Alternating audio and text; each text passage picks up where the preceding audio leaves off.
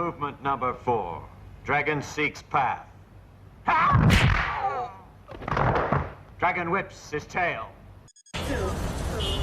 Yo, my man, why you got on that purse, huh? Hey, this ain't no purse. I'm the big deals. Don't do that. $100 Patron in the bid at, you heard? Get your money up, not your funny up.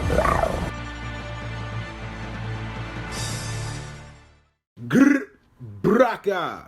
It's the Monthly Podcast. Money Up, No Funny Up podcast. How dare you be funny without the money podcast? What we talking about? We in here. You know what I mean? What we talking about? Well, first of all, we back. New month. Who's this? You know what I mean?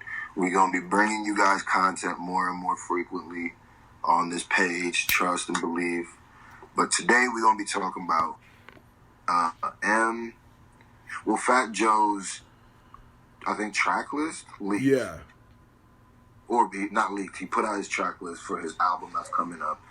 And lo and behold, there's an M feature. Now, when I initially heard this, I was like, okay, it's pretty cool. Doesn't seem too, like, something worthy, to talk about, really. It's just an M feature. That's cool. And then, now we're getting, what's it called? A snippet, or Fat Joe went up to, where'd he go? Sway aborted. He went up to Sway in the morning. But wait, it's the rebuttal round. It's the rebuttal round. And he said that M hasn't been rapping like this in a long time. And what did he say that was the bar? You got the bar pulled up, or line, or half a bar.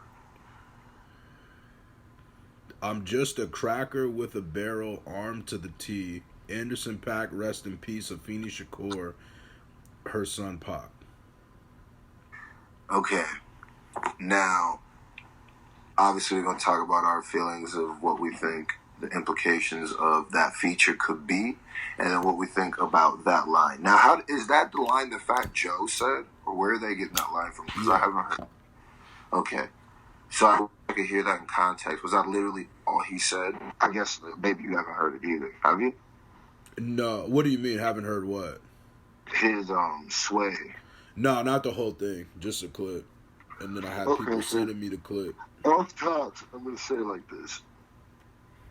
That opening line is hot to me. Sounds like it must have been the end of something.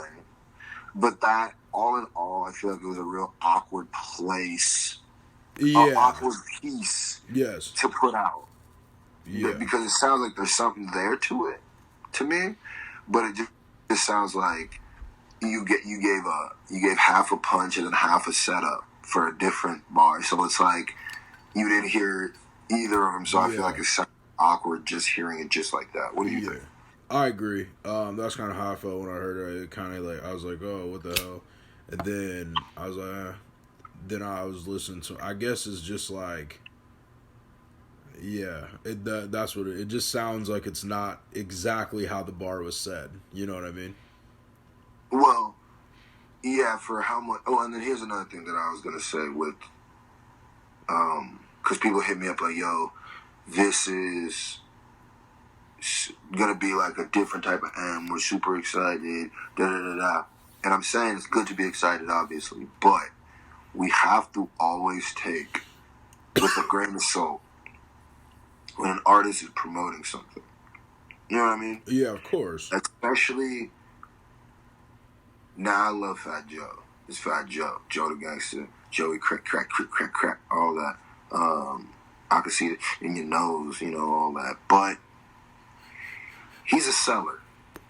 Oh, 100%. Oh, he's a seller. 1,000%. And DJ Khaled produced the song. Yeah, so the way that he was going in on the jump, first of all, there's got to be some. That's why I feel like the piece that you got seemed so. It seemed like it was like the opening bar to me seems like, okay, that seemed like that might have been the end of something crazy, right? Like a crazy punch. But then the other stuff is like what leading up to like because when I first read it on paper, I thought this is gonna be hilarious.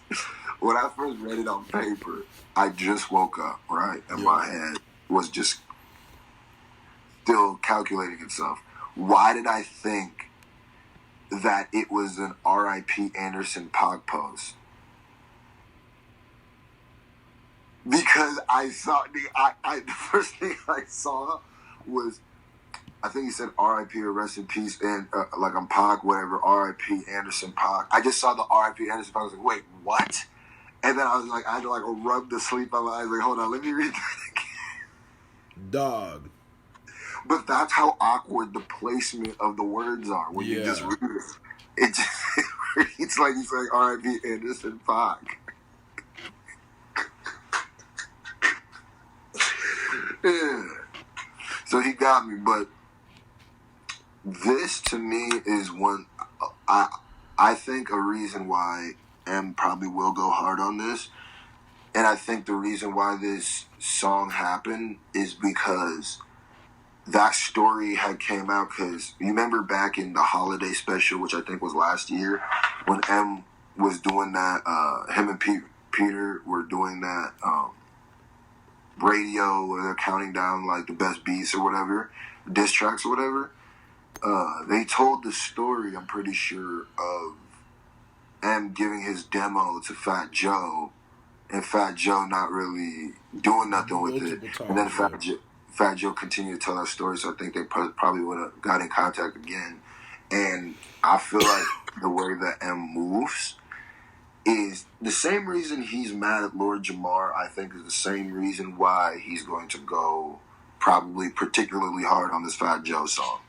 Because he's the type of person where the people that he likes and respects, I think, mean a lot. Like, what they think mean a lot to him. And obviously, Fat Joe probably is one of those people, so he wants to show them, I guess biz. Busy. That's a fact. And I mean, I agree with that. I think, I agree with that too. I think M is like more on his something to prove-ish on that kind of song. I think that, I don't know, I'm interested to hear what it's going to sound like, because like a DJ Khaled beat just kind of makes me laugh. Like DJ Khaled, Fat Joe, and Eminem. Like, who would have thought? You know what I mean? I think it's going to be some hard stuff. Just when he said with that opening bar, I'm going to crack arm to the T, that's hard. That's hard. He's like, I'm cracking with the barrel. Barrel or something, I see where you're coming with this. Because I still think one of top 10 hardest things Eminem ever said was, what did he say? Young Ho, but I know hitters like Yankees. Gun told it to spit the whole like trigger crazy. like crazy. Yeah, facts. He went crazy on that. Top 10, one of the craziest things he's ever said of all time. I don't care. All M's, period. Like, post. No, that whole scheme was fire. Like, his homicide verse was crack. I ain't even gonna. That was absolute fueganya. So if he on some cracker with the barrel, okay, hold up. He might be talking that ism. So I'm excited for it. That's a fact. M definitely was spitting on that verse. I ain't gonna hold you. Big facts, big money line. What else was I gonna say? I don't know. I forgot. I forgot it when I was gonna say it before you said that bar, but y'all already know what it is, man. Y'all getting a shorter Munfu today because it's lit. It is what it is, man. We out here, litty gang Katine. You feel me? We're here to pop in real quick when telling y'all what's up. Put in the comment section what you think. Are you excited for that song? Is you excited? Do you think this is going to be on par with his homicide verse? Because to me, that's one of his hardest verses in ever. Just ever. Let's just say ever. Fire verse. Ever. Because to me, that verse was hard in a way that even you really want to mess with guys with paradise and get the Statue of Liberty high fives isn't.